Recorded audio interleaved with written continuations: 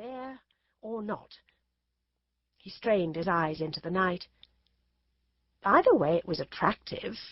If she was there, other cows were there too. The darkness of Europe was dotted with them, and in the Far East their flanks were shining in the rising sun. Great herds of them stood browsing in pastures where no man came nor need ever come, or plashed knee-deep by the brink of impassable rivers. And this, moreover, was the view of Ansell. Yet Tilliard's view had a good deal in it. One might do worse than follow Tilliard and suppose the cow not to be there unless oneself was there to see her. A cowless world, then, stretched round him on every side.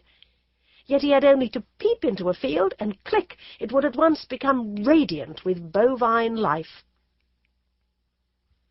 Suddenly he realized that this, again, would never do. As usual, he had missed the whole point, and was overlaying philosophy with gross and senseless details. For if the cow was not there, the world and the fields were not there either. And what would Ansell care about sunlit flanks or impassable streams? Rickie rebuked his own grovelling soul, and turned his eyes away from the night which had led him to such absurd conclusions.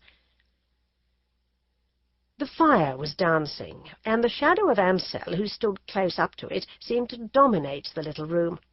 He was still talking, or rather jerking, and he was still lighting matches and dropping their ends upon the carpet. Now and then he would make a motion with his feet as if he were running quickly backward upstairs, and would tread on the edge of the fender, so that the fire-irons went flying, and the buttered bun dishes crashed against each other in the hearth. The other philosophers were crouched in odd shapes on the sofa and table and chairs, and one, who was a little bored, had crawled to the piano and was timidly trying the prelude to Rheingold with his knee upon the soft pedal. The air was heavy with good tobacco smoke and the pleasant warmth of tea, and as Rickie became more sleepy, the events of the day seemed to float one by one before his acquiescent eyes. In the morning he had read Theocritus, whom he believed to be the greatest of Greek poets. He had lunched with a merry Don and tasted Zwieback biscuits. Then he had walked with people he liked, and had walked just long enough. And now his room was full of other people whom he liked, and when they left he would go and have supper with Ansell, whom he liked as well as anyone. A year ago he had known none of these joys. He had crept cold and friendless and ignorant out of a great public school, preparing for a silent and solitary journey, and praying as a highest favour that he might be left alone. Cambridge had not answered his prayer. She had taken and soothed him and warmed him, and had laughed at him a little, saying that he must not be so tragic yet awhile, for his boyhood had been but a dusty corridor that led to the spacious halls of youth. In 1 year he had made many friends and learnt much, and he might learn even more if he could but concentrate his attention on that cow. The fire had died down, and in the gloom the man by the piano ventured to ask what would happen if an objective cow had a subjective calf. Ansell gave an angry sigh, and at that moment there was a tap on the door.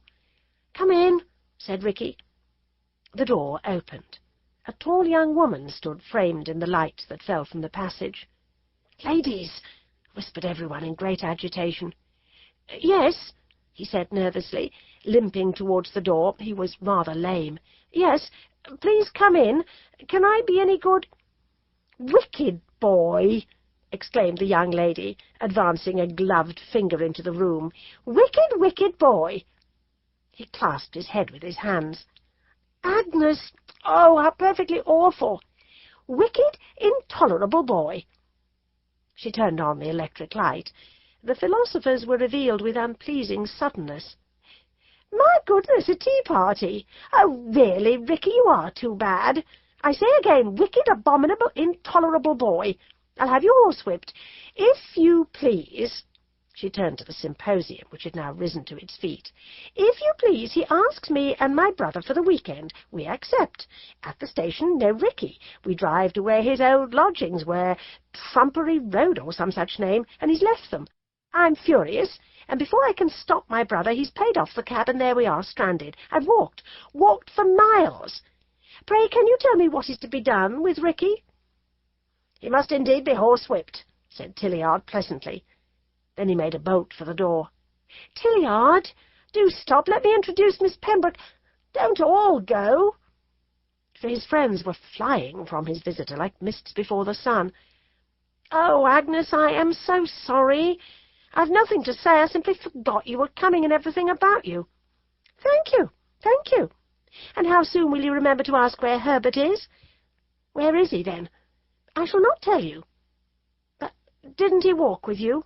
"I shall not tell you, Rickie. It's part of your punishment. You're not really sorry yet. I shall punish you again later." She was quite right. Rickie was not as much upset as he ought to have been. He was sorry that he had forgotten and that he had caused his visitors inconvenience, but he did not feel profoundly degraded, as a young man should who has acted discourteously to a young lady. Had he acted discourteously to his bedmaker or his gyp, he would have minded just as much, which was not polite of him. "First, I'll go and get food. Do sit down and rest. Oh, let me introduce—" Ansel was now the sole remnant of the discussion party. He still stood on the hearthrug with a burnt match in his hand. Miss Pembroke's arrival had never disturbed him. "Let me introduce Mr. Ansel, Miss Pembroke." There came an awful moment, a moment when he almost regretted that he had a clever friend. Ansel remained absolutely motionless, moving neither hand nor head. Such behaviour is so unknown that Miss Pembroke did not realize what had happened, and kept her own hand stretched out longer than is maidenly. "Coming to supper?" asked Ansel in low, grave tones. "I don't think so," said Rickie helplessly. Ansel departed without another word. "Don't mind us," said Miss Pembroke pleasantly. "Why shouldn't you keep your engagement with your friend? Herbert's finding lodgings, that's why he's not here, and they're sure to be able to give us some dinner. What jolly rooms you've got." "Oh, no, not a bit. I say I am sorry. I am sorry. I'm most awfully sorry." "What about?" "Ansel." Then he burst forth. "Ansel isn't a gentleman. His father's a draper. His uncles are farmers. He's here because he's so clever, just on account of his brains. And now sit down. He isn't a gentleman at all." And he hurried off to order some dinner. What a snob the boy is getting, thought Agnes, a good deal mollified. It never struck her that those could be the words of affection, that Rickie would never have spoken them about a person whom he disliked. Nor did it strike her that Ansel's humble birth scarcely explained the quality of his rudeness. She was willing to find life full of trivialities. 6 months ago, and she might have minded, but now she cared not what men might do unto her, for she had her own splendid lover who could have knocked all these unhealthy undergraduates into a cocked hat. She dared not tell Gerald a word of what had happened. He might have come up from wherever he was and half killed Ansel. And she determined not to tell her brother either, for her nature was kindly, and it pleased her to pass things over. She took off her gloves, and then she took off her earrings and began to admire them. These earrings were a freak of hers, her only freak. She'd always wanted some, and the day Gerald asked her to marry him, she went to a shop and had her ears pierced. In some wonderful way she knew that it was right. And he had given her the rings, little gold knobs, copied, the jeweller told them, from something prehistoric, and he had kissed the spots of blood on her handkerchief. Herbert, as usual, had been shocked. "I can't help it," she cried, springing up. "I'm not like other girls." She began to pace about Rickie's room, for she hated to keep quiet. There was nothing much to see in it. The pictures were not attractive, nor did they attract her. School groups, Watts, Sir Percival, a dog running after a rabbit, a man running after a maid, a cheap brown Madonna in a cheap green frame. In short, a collection where one mediocrity was generally cancelled by another.